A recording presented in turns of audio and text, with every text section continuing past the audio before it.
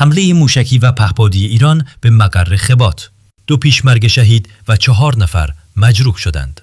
عصر امروز جمعه 22 اسفند 1404 هجری شمسی رژیم ایران در حمله موشکی و پهپادی مقر باشیک متعلق به سازمان خبات کردستان ایران را هدف قرار داد. بر اساس اطلاعات اولیه 2 پیشمرگ سازمان خبات به نامهای اقبال صالحپور و فخرالدین مرادی در این حمله شهید و 4 پیشمرگ دیگر مجروح شدند. این حمله همزمان با هدف گرفتن کمپ‌های حزب دموکرات کردستان ایران در نزدیکی شهر کویه رخ داد.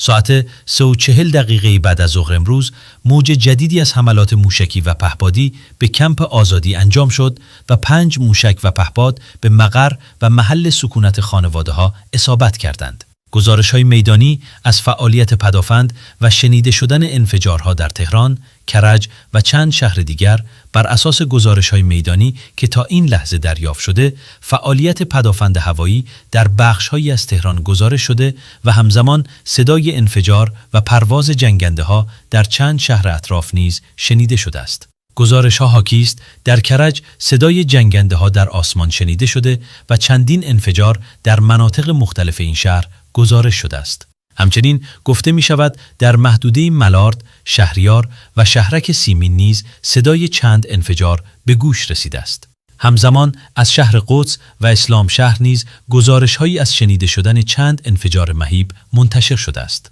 در شرق تهران و همچنین در مرکز و جنوب تهران نیز صدای انفجار گزارش شده و برخی شاهدان از عبور جنگنده‌ها در فاصله بسیار نزدیک خبر دادند.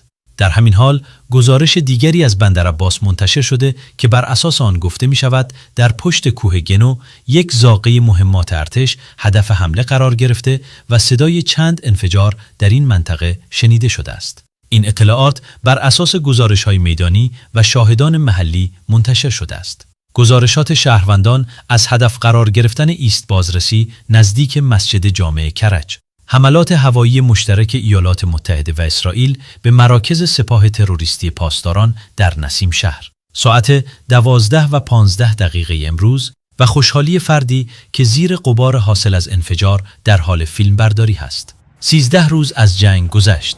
نعش‌کشی‌ها شروع شد. اما نعش خامنه‌ای هلاک شده و رهبر هلاک شدگان رژیم روی دستشان باد کرده. مراسم گورسپاری تروریست امیر سرلشکر محسن درباغی و چند تروریست دیگر. ارتش دفاعی اسرائیل به تعمیق ضربه به سامانه‌های آتش رژیم ادامه می‌دهد. بیش از 150 هدف از جمله سایت‌های ذخیره 10 موشک بالستیک و سکوهای پرتاب موشک در غرب و مرکز ایران هدف قرار گرفتند.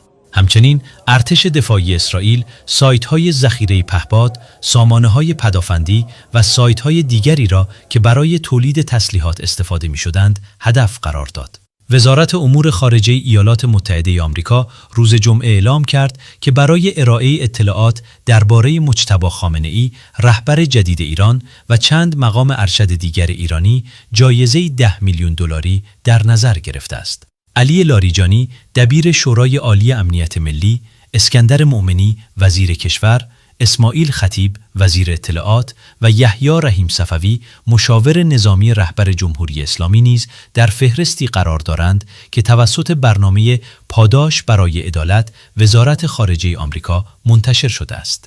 پنتاگون پس از تشدید حملات ایران در تنگه هرمز یک واحد اعزامی تفنگداران دریایی تا حدود 2500 تفنگدار دریایی را به خاورمیانه اعزام می‌کند.